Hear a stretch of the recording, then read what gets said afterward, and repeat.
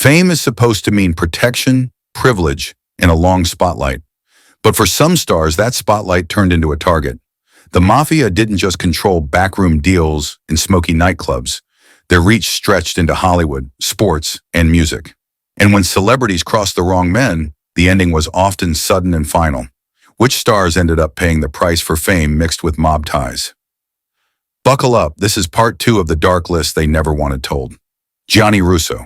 Gianni Russo wasn't just famous for playing Carlo Rizzi in The Godfather. He lived a life that often looked like deleted scenes from the film itself. Born in Little Italy, Russo admitted to working for mob bosses before becoming an actor, running errands and brushing shoulders with men who ruled New York's underworld. Hollywood adored him for his charm and connections, but those same connections made him dangerous. Russo loved to tell stories about Frank Sinatra, about casino bosses, about his supposed behind-the-scenes influence. But stories like that make powerful men nervous. The mob doesn't like being name-dropped, and Russo had a reputation for talking too freely. By the 1990s, after years of drifting between acting, nightclub deals, and shady ventures, Russo's luck ran out. Though the official story of his death was murky, many whispered that it wasn't natural causes. He had been seen in heated disputes with figures who had long memories. To fans, Russo was always the slick actor who played a mobster. To insiders, he blurred fiction and reality a little too well. His end proved that sometimes the role you play on screen isn't nearly as risky as the one you live in real life. Sam Giancana. Sam Momo. Giancana wasn't just a mob boss, he was a celebrity in his own right. As head of the Chicago outfit, Giancana lived a life straight out of a Hollywood script. He partied with Frank Sinatra, ran casinos in Las Vegas, and was even rumored to have political ties reaching the Kennedy family. Reporters followed his every move, and Giancana enjoyed the spotlight. But in the mob, fame is as dangerous as betrayal. By the 1970s, Giancana was no longer untouchable. He had been exiled to Mexico for years, drawn back to Chicago, and pressured to testify before a grand jury. Associates whispered that he was sharing secrets, a fatal reputation in his world. On June 19, 1975, Giancana was cooking dinner in his Oak Park home when the mob delivered its final verdict. He was shot in his own kitchen, a chilling reminder that the Mafia silences even its most glamorous stars. For Hollywood, Giancana's downfall was the ultimate story. A gangster who became a celebrity, lived like a movie character, but couldn't escape the rules of the underworld. His name still pops up in films, books, and documentaries, a legend whose fame burned too brightly for too long. Jimmy Hoffa. Jimmy Hoffa wasn't an actor or singer, but he was a household name. As head of the Teamsters Union, Hoffa's influence stretched across America's workforce, touching industries that included trucking, shipping, and even Hollywood productions. His fiery speeches, flashy style, and constant appearances in the media made him as recognizable as any star on a movie screen. But Hoffa's fame came with shadows. His union had deep mob ties, and while Hoffa loved the spotlight, the men he dealt with preferred silence. After serving prison time, he tried to claw back power in the 1970s. That fight, insiders say, sealed his fate. On July 30th, 1975, Hoffa drove to a Detroit restaurant for a meeting. He was never seen again. No body, no crime scene, just a mystery that still haunts America. Over the years, theories piled up, buried under stadium concrete, dissolved, hidden forever. The mob never confessed, but few doubted their role. Hoffa's disappearance became one of the most famous unsolved cases of the 20th century.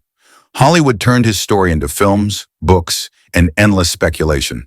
For millions, Hoffa became a symbol, proof that when you stand in both the public eye and the mob's shadow, you don't just risk losing power, you risk vanishing completely. Dino Bravo. Dino Bravo was larger than life inside the wrestling ring. In the 1980s, he was a household name, a powerhouse wrestler who appeared on television during the sport's golden era. Fans cheered his dramatic entrances and powerful moves, and for a while, Bravo lived like a true celebrity. But wrestling glory doesn't last forever. By the early 1990s, Bravo's career was fading, and the bills were piling up. That's when rumors began linking him to mob-controlled cigarette smuggling in Canada. For a man used to high paychecks and a flashy lifestyle, It seemed like a way to keep the money flowing. It was a decision that cost him everything.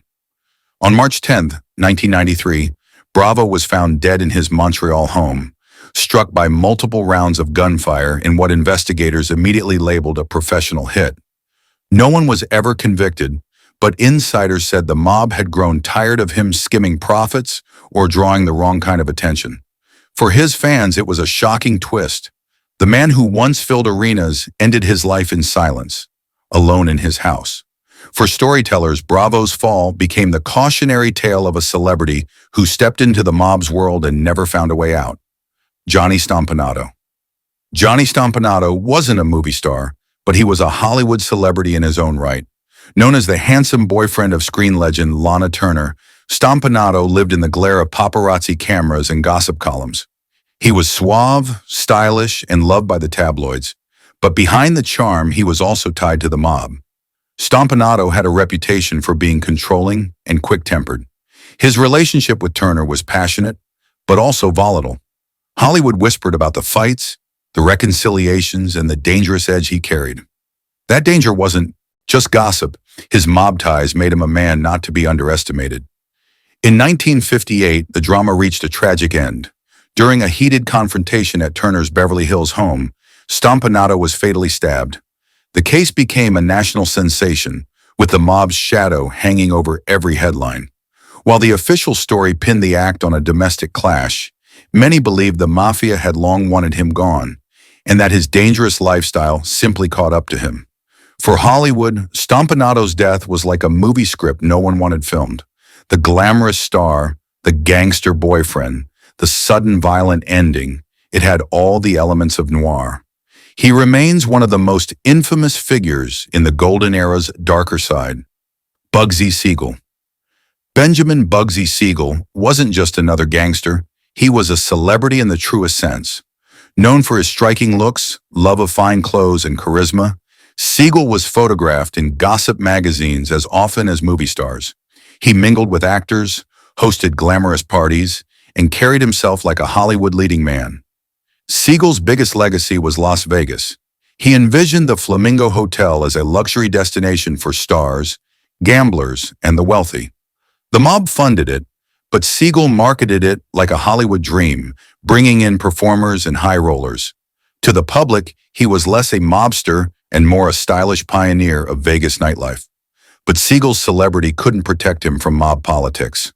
Costs for the Flamingo soared, profits lagged, and whispers spread that Siegel was skimming money. For bosses back east, patience ran out. On June 20th, 1947, Siegel was relaxing in the Beverly Hills home of his girlfriend Virginia Hill when gunfire shattered the windows. He was killed instantly in what became one of the most famous mob hits in history. For Hollywood, Siegel's death was chilling. Here was a man who lived like a movie idol, only to be taken out like a disposable character in a gangster film. His legend lives on in movies and books, the mobster who became a star, but whose star burned too fast. Albert Anastasia. Albert Anastasia wasn't just feared in mob circles. He was a household name, the kind of figure newspapers splashed across front pages. As the leader of Murder, Inc., he was tied to countless killings, but what made him unique was his fame. People outside the underworld knew his name, his face, and his legend. Anastasia was the celebrity gangster, the villain everyone could recognize. By the 1950s, Anastasia enjoyed the life of a star. He dined at top restaurants, wore expensive suits, and became a symbol of mob power in pop culture. Hollywood crime films often borrowed from his persona, ruthless, stylish, and larger than life. But notoriety is dangerous. Rivals accused him of arrogance, and his grip on power weakened. On October 25, 1957, Anastasia walked into a Manhattan barbershop for a shave. While he reclined in the chair, gunmen stormed in and opened fire. Ihamanum collapsed on the floor. His reign ended in seconds. Photos of the crime scene became infamous, cementing Anastasia's legend. It was one of the most public mob killings in American history, shocking even those who thought they had seen it all. For Hollywood, Anastasia's death blurred the line between movie script and reality. He wasn't an actor, but his life and death made him a star. Proof that in the Mafia, fame itself can be fatal. Crazy Joe Gallo. Crazy Joe Gallo loved the spotlight as much as any Hollywood actor. In the 1960s, he reinvented himself as a stylish, unpredictable gangster who mingled with artists, musicians, and writers. He dined at celebrity hangouts, posed for photos, and gave interviews that made him sound more like a rebel poet than a mobster. For a time, Gallo became a pop culture figure, his name splashed across magazines. But the mob doesn't reward showmanship. Gallo's unpredictability made him a liability. Rivals feared his ambition and mocked his attempts to paint himself as a modern-day Robin Hood. Behind the charm, he was still running rackets and sparking violence that destabilized the underworld. On April 7, 1972, Gallo celebrated his birthday at Umberto's Clam House in Little Italy. Surrounded by friends and family, he seemed untouchable. But as he ate, gunmen stormed in and opened fire. Diners scattered, tables overturned, and Gallo staggered outside before collapsing on the sidewalk. The murder shocked New York and fascinated Hollywood. Writers and filmmakers seized on the story, turning Gallo into the ultimate gangster celebrity. His blend of charisma and chaos inspired characters in films and novels for decades to come. Crazy Joe lived loudly and died spectacularly. His life was proof that once you start performing for the crowd, the mob audience may decide when the final act ends. Dutch Schultz. Dutch Schultz wasn't just a gangster, he was a headline star. In the 1930s, his name blazed across newspapers as one of America's most feared bootleggers. He owned nightclubs, speakeasies, and entertainment halls where celebrities mingled, giving him a larger-than-life aura. To the public, Schultz wasn't just a criminal, he was a notorious figure everyone recognized. But Schultz's fame became his downfall. Obsessed with beating tax charges, he openly plotted to kill prosecutor Thomas Dewey. The Mafia bosses knew this would bring too much attention. They decided Schultz had to go. On October 23, 1935, Schultz and his men were ambushed at a Newark steakhouse. Schultz was struck multiple times but clung to life for nearly 24 hours, rambling strange phrases that became legend. Newspapers covered his final moments like a Hollywood tragedy. For audiences, Schultz was both terrifying and fascinating. His dramatic end made him less a mob boss and more a celebrity villain, immortalized in films and books. Dutch Schultz proved that notoriety can make you famous, but in the mob's world, it also makes you expendable. Frank Lefty Rosenthal. Frank Lefty Rosenthal was a casino operator who became a celebrity in Las Vegas. Charismatic, smart, and bold, he ran mob-backed casinos while hosting a local TV talk show. His style inspired Robert De Niro's character in Martin Scorsese's Casino. Lefty wasn't just a behind-the-scenes figure, he was a public face of Vegas glitz and danger. But celebrity didn't shield him. Rosenthal lived on mob money, and whispers spread that he wasn't loyal enough. On October 4, 1982, after leaving a restaurant, Rosenthal climbed into his Cadillac. Moments later, the car exploded. He miraculously survived, crawling from the wreck with burns but alive. The attempt ended his reign. Lefty's visibility had made him too risky. He lived the rest of his life in fear, drifting into obscurity. Officially, he died of natural causes in 2008, but the mob had already written his final act years earlier. Hollywood embraced his legend, portraying him as the flashy genius who flew too close to the sun. Lefty Rosenthal proved that when the mob builds your stage, the curtain can drop whenever they decide. Johnny Roselli. Johnny Roselli was the mob's man in Hollywood, a smooth operator who connected gangsters with movie studios. Charming and good-looking, he mingled with actors, producers, and even political figures. To many, he looked like an industry insider, but his true loyalty lay with the Chicago outfit. Roselli's influence stretched beyond Hollywood. He was linked to Las Vegas casinos and even rumored CIA plots. That made him dangerous. He knew too much and played too many sides. By the 1970s, government hearings put him in the spotlight, and the mob grew nervous about what he might reveal. In 1976, Roselli vanished. Days later, his body was discovered inside a steel drum floating off Miami. It was a mob signature, calculated, final, and meant to send a message. Hollywood never forgot him. Roselli became the archetype of the charming fixer who bridges two worlds, the glitzy movie industry and the deadly underworld. His death reminded everyone that no matter how smooth your act, the mob doesn't forgive loose ends. Mickey Cohen's bodyguards. Mickey Cohen was Hollywood's most famous gangster, constantly photographed with actors and athletes. But while Cohen thrived in the spotlight, his bodyguards paid the price. Protecting Cohen meant living on the front lines of mob wars, and many of them met violent ends. These men weren't anonymous thugs.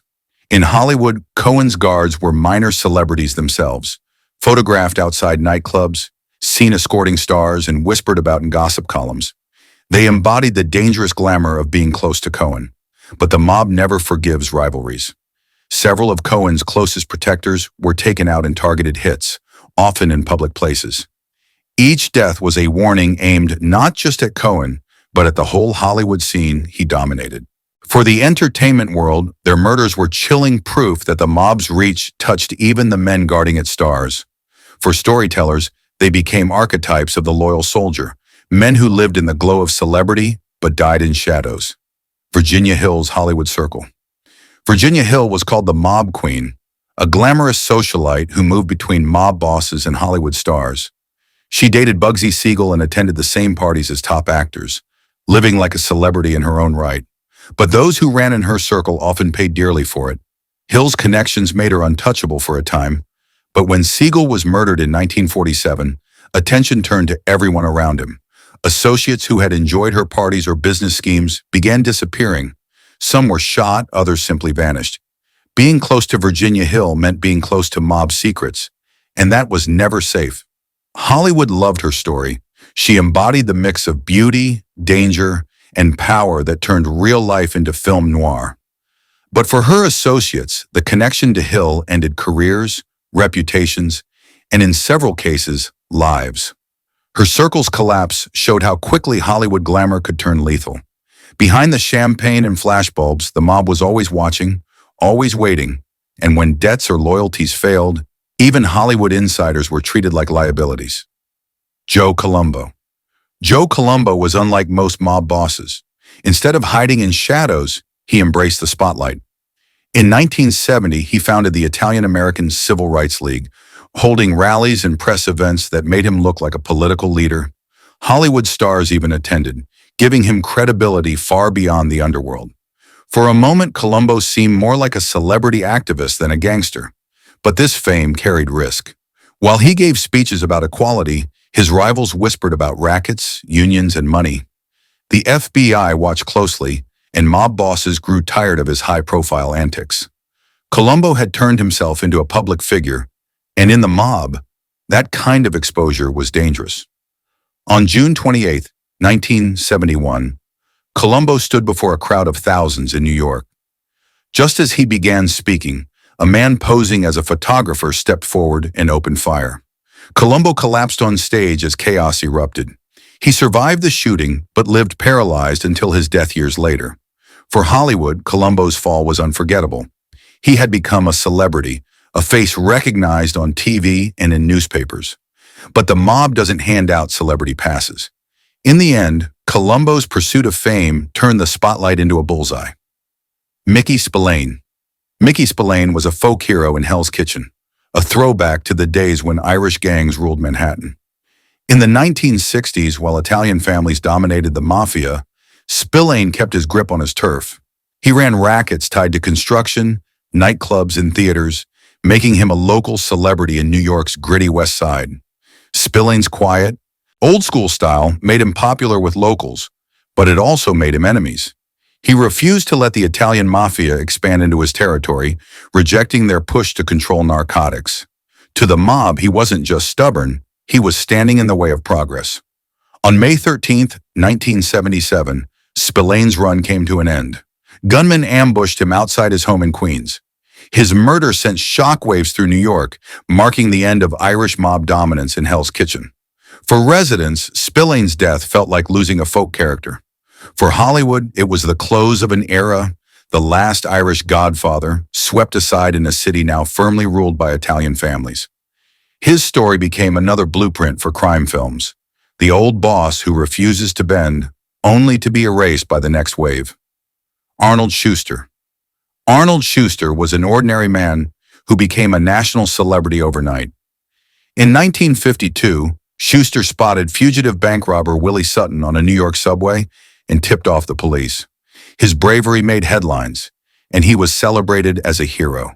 For a few weeks, Schuster was treated like a star, interviewed on radio and television. But his fame brought deadly attention. Albert Anastasia, head of Murder, Inc., reportedly hated stool pigeons and thought Schuster's publicity was an insult to the underworld. According to later testimony, Anastasia ordered him silenced. On March 8, 1952, Schuster was found dead on a Brooklyn street, shot multiple times. The killing shocked the nation. How could a man be punished for doing the right thing? The case symbolized the mob's terrifying reach, where even heroes could be erased for speaking out. For Hollywood, Schuster's murder became the inspiration for countless whistleblower characters whose courage ends in tragedy. He wasn't an actor or singer, but for a brief moment, he was a household name. His death showed that in the mob's world, fame didn't need to last long to make you a target. Danny Green. Danny Green was no Hollywood star, but in Cleveland, he was a celebrity. Known as the Irishman, Green styled himself as a modern Robin Hood, helping locals while taking on the Italian Mafia. His flashy cars, green suits, and willingness to talk to reporters made him a folk hero. For Cleveland residents, he was larger than life, the man who defied the mob. But defiance comes with a price. Green's war with the Mafia turned Cleveland into a battlefield. Bombings rocked the city throughout the 1970s, and his name dominated headlines. To supporters, he was fearless. To rivals, he was reckless. On October 6, 1977, Green's luck ended. After leaving a dentist's office, he climbed into his car. Seconds later, it exploded. The Mafia had finally silenced their loudest critic. Hollywood found his story irresistible. Green's colorful life inspired the 2011 film Kill the Irishman, bringing his legend to new audiences. He wasn't a mob boss, he was a celebrity outlaw whose charisma made him unforgettable. His murder proved that even folk heroes can't outrun the mob's reach. In the end, Danny Green lived by defiance, and the mob chose the day his final act closed. Nick Civella. Nick Civella was a Kansas City mob boss, but his fame came from his ties to Las Vegas casinos and Hollywood entertainers. Through the 1960s and 70s, Civella's influence reached far beyond the Midwest. He was linked to the Teamsters, casino skimming operations, and nightclubs where actors and singers performed. Civella became a known name, mentioned in newspapers and whispered about in Vegas lounges. His circle included entertainers who basked in his protection, but also lived under his shadow. Several associates tied to Civella's casino deals met grim ends, targeted when money went missing or loyalties shifted. For Hollywood stars, his presence was both glamorous and frightening. Being connected to Civella meant access to Vegas riches, but it also meant walking a tightrope over mob-controlled turf. Civella himself died in 1983 of cancer, but his reputation lived on in films like Casino. His fallen associates became ghostly reminders that the mob's grip on Vegas wasn't just about business, it was about survival.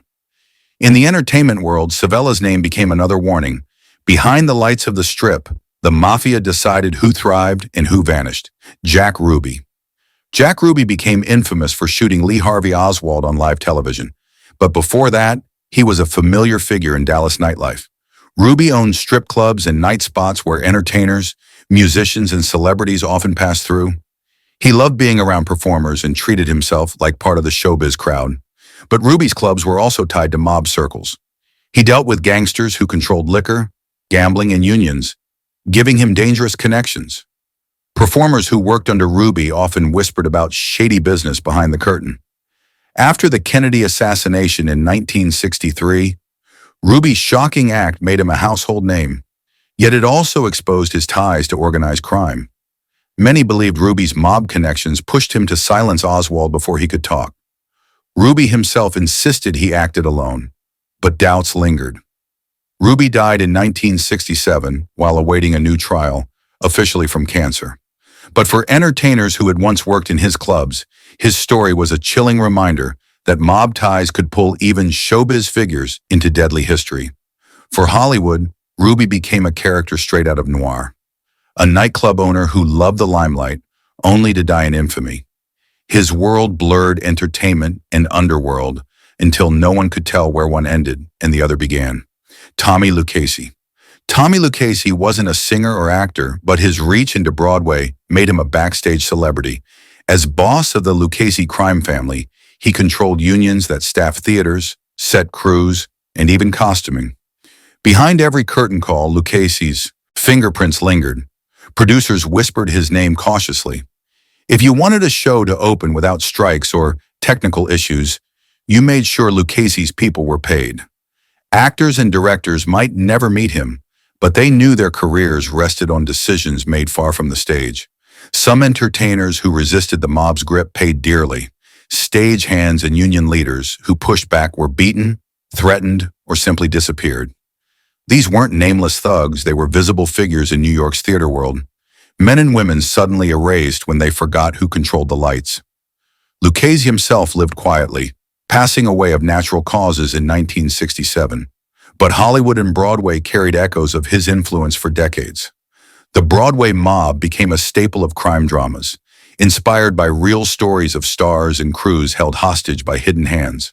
For performers, Lucchese's world was proof that the Mafia didn't just haunt alleys and casinos.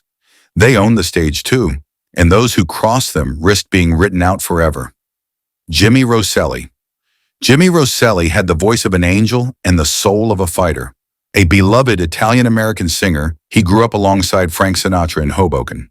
Fans adored his rich ballads, and by the 1950s, Roselli was filling clubs and concert halls. But unlike Sinatra, Roselli refused to play by mob rules. That independence made him enemies. The mob controlled many nightclubs and venues, and when Roselli refused to sign away percentages of his income, they shut him out. He became blacklisted from major venues, forced to perform at smaller halls and private events. Worse, Roselli faced direct threats.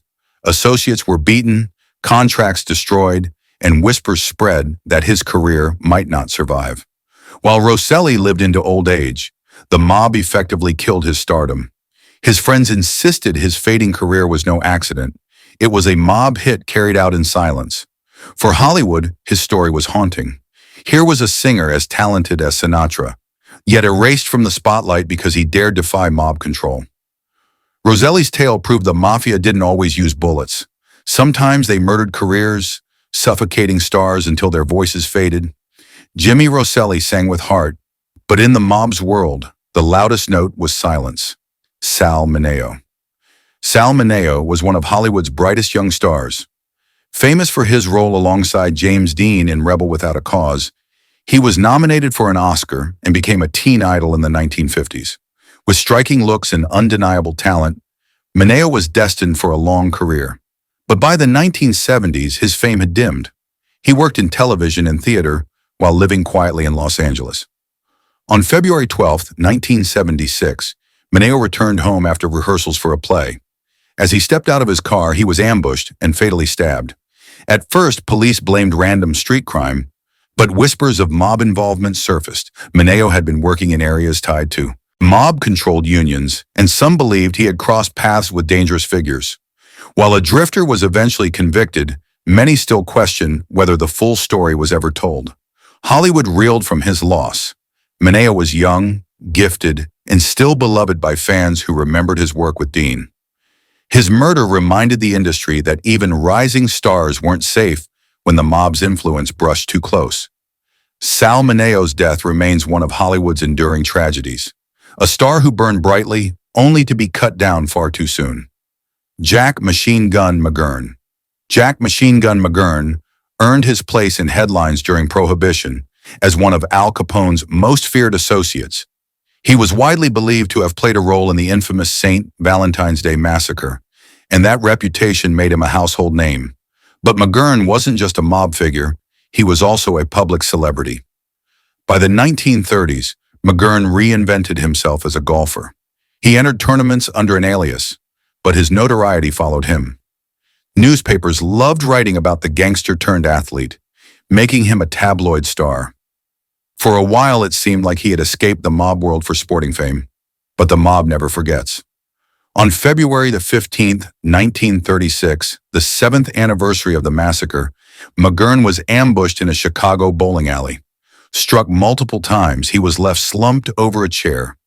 A note found beside him read simply, "You get yours yet." His death shocked fans who had followed his golf career and reminded everyone that celebrity status doesn't erase mob debts. For Hollywood, McGurn's life was irresistible, a killer turned sportsman, ending in a dramatic hit. He remains one of the strangest examples of how gangsters could step into the limelight, only to be dragged back into the shadows. Carmen Basilio. Carmen Basilio was a world champion boxer, a fighter who thrilled fans in the 1950s with his grit and heart. He famously defeated Sugar Ray Robinson, earning a place in the Boxing Hall of Fame and celebrity status across America. But Basilio's world was never far from the mob, which controlled much of professional boxing behind the scenes. While Basilio himself lived a long life, several of his close associates weren't so fortunate. Managers, promoters, and even fellow fighters tied to mob-controlled bouts were threatened or killed when disputes arose. Basilio often spoke about the mob's grip on the sport, describing how fighters' careers were decided not just in the ring, but in smoky backrooms. Some of the men who helped arrange Basilio's fights ended up victims of mob power struggles. Their deaths underscored how dangerous the boxing world could be when mixed with organized crime. For Hollywood, Basilio's era became the foundation for countless boxing films, where the hero fights opponents in the ring while shadowy figures pull strings outside it. His story and the fate of those around him proved that boxing wasn't just about gloves and grit. It was about surviving the mob's rules, where even champions couldn't save everyone in their corner. Gus Greenbaum. Gus Greenbaum was a name everyone in Las Vegas knew. As a casino executive for the Chicago outfit, he helped transform the desert into a playground for celebrities, high rollers, and movie stars. He managed the Flamingo after Bugsy Siegel's death and became a fixture in both mob and Hollywood circles. Greenbaum was charming, generous, and loved by stars who visited his casinos. To entertainers, he seemed untouchable, a businessman with mob ties who still enjoyed celebrity status in Vegas. But ambition and greed caught up with him. Rumors spread that Greenbaum was skimming profits and becoming a liability to the bosses back east. On December 3, 1958, Greenbaum and his wife were found dead in their Phoenix home. The scene was gruesome, and investigators immediately suspected a mob hit. The murders shocked Las Vegas and sent a warning through the entertainment world. No matter how high you climbed, the mob controlled the ladder. For Hollywood, Greenbaum's fall became legend.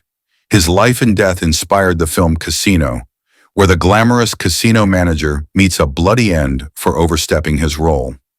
Greenbaum's story remains one of Vegas's darkest, proof that in the city of lights, even kings could be toppled overnight. And there you have it, 25 more celebrities whose lives ended under the shadow of the Mafia. From actors and singers to wrestlers and union leaders, fame couldn't shield them when mob power decided their time was up. Which of these stories shocked you the most? Share your thoughts in the comments, subscribe for more untold Hollywood history, and spread this video to anyone who still thinks fame equals safety. Because in the mob's world, the spotlight can also be the crosshairs.